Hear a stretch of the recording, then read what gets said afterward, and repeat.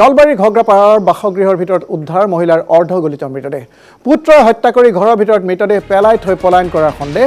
দমন্তী ডেকা নামৰ মহিলাগৰাকীৰ মৃতদেহ উদ্ধাৰ কৰে স্থানীয় ৰাইজে। স্থানীয় ৰাইজে দুৰ্গন্ধ পায় আৰক্ষীক খবৰ দিয়ে আৰু এই ঘটনাই অঞ্চলজুৰি চাঞ্চল্যৰ সৃষ্টি কৰিছে। আমি পুনৰ জনাইছোঁ এই মুহূৰ্তৰ এটা ব্ৰেকিং নিউজ। নলবাৰীৰ ঘগ্ৰাপাৰাত বাসগৃহৰ ভিতৰত উদ্ধাৰ হৈছে এগৰাকী মহিলাৰ অৰ্ধগলিত মৃতদেহ আৰু পুত্ৰই হত্যা কৰি ঘৰৰ ভিতৰত মৃতদেহ পেলাই থৈ যোৱাৰ সন্দেহ কৰা হৈছে।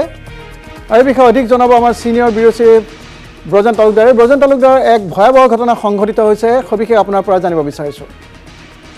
হয় বনদীপ, ইতিমধ্যে আপুনি প্ৰকাশ কৰিছে যে নলবাৰীৰ ঘগ্ৰাপাৰত ঘগ্ৰা নদীৰ এক আচলতে নিৰ্জন ঠাই, তাত তেওঁলোকৰ পৰিয়ালটোৱে থাকে। এই যিগৰাকী ইতিমধ্যে দময়ন্তী ডেকা নামৰ যিগৰাকী মাতৃক ইতিমধ্যে হত্যা কৰিছে পুত্ৰই, আৰু পুত্ৰ হ'ল নয়ন ডেকা, আৰু নয়ন ডেকা হ'ল এগৰাকী আচলতে কিছু মাদক দ্ৰব্য সেৱন কৰি ঘূৰি ফুৰা এজন যুৱক। আৰু আচলতে যিহেতু নদীৰ পাৰত এই পৰিয়ালটোৰ ঘৰ দময়ন্তী ডেকাৰ, আৰু দময়ন্তী ডেকাৰ স্বামীয়ে চাকৰি কৰা সূত্ৰে এক পেঞ্চন লাভ কৰে, আৰু এই দময়ন্তী ডেকাৰ পুত্ৰই বিভিন্ন ধৰণে আচলতে মাতৃক বিভিন্ন সময়ত আচলতে অত্যাচাৰ চলাই আহিছিল।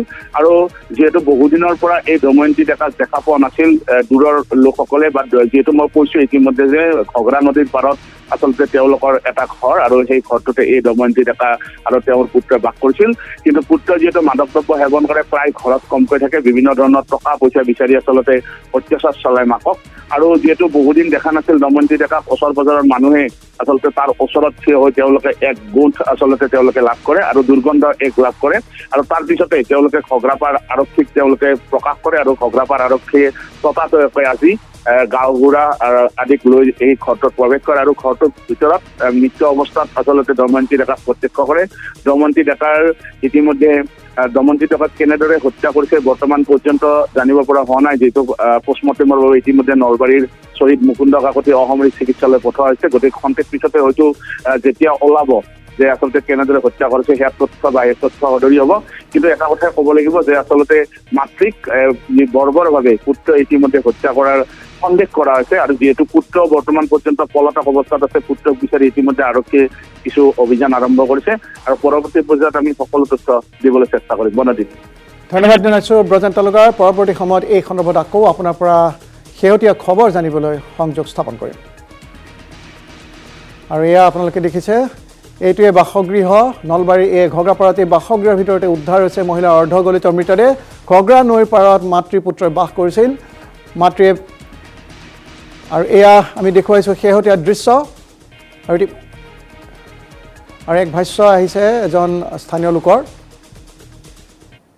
কাষৰ দাদাটোৱে তাৰমানে আমাক ৰাইজে ফোন কৰি কাৰোবাক ক'লাক, বোলে আমাৰ কাষৰ ঘৰৰ পৰা কিবা বেয়া বাচনা এটা আহি আছে, আহি থাকিলে কি বা হৈছে, তেনে ঘৰত কেতিয়াবা মানুহ থাকেও কেতিয়াবা নাথাকেও, চাব লাগিছিল। তাৰপৰাই আমি গোহাঘাটক লাগি মানুহ কেইটামান আহিলোঁ, আমি গাঁৱত ইটো সিটো কৰি আহি পেলাই বোলে আমিতো আৰু বেলেগৰ ঘৰত সোমাব নোৱাৰোঁ, সেইটো লগে লগে থানাক লাগি ফোন কৰা গ'ল। আমাৰ গাঁৱৰ সভাপতি ফোন কৰিলাক, তাৰপৰা আৰু আমাৰ গাঁওবুঢ়াক লাগি ফোন কৰিলাক। তাৰপিছত মানে 1 ঘণ্টামান পিছত পুলিচ মানুহ আহিছে, আমাক আৰু তাকে যাব দিয়া নাই, তেওঁলোকে চাইছে এই মাইকী মানুহ বুলি গম পাইছে। আৰু তাৰপৰা আৰু ৰাতিটো পুলিচ তাতে আছে থাকি পেলাই, এতিয়া আৰু দিনত তেওঁলোকে আহি মেলি ইনভেষ্টিগেশ্যন চলাই SDCও আহিল, এই ডেড বডিটো এইমাত্ৰ লৈ গ'ল। আমি দেখা নাই, 10 দিনমানৰ পৰা দেখা নাই, তেওঁ কেতিয়াবা আহে কেতিয়াবা নাথাকে, মানে এতিয়া 10 দিনৰ পৰা দেখা নাই আৰু দেখা নাই। আৰু সেয়া আছিল প্ৰত্যক্ষদৰ্শীৰ ভাষ্য। আৰু বিগত 10 দিন ধৰি পুত্ৰক স্থানীয় লোকে প্ৰত্যক্ষ কৰা নাছিল, আৰু শেষত মাতৃৰ মৃতদেহ অৰ্ধগলিত অৱস্থাত উদ্ধাৰ হৈছিল সেই ঘৰটোত।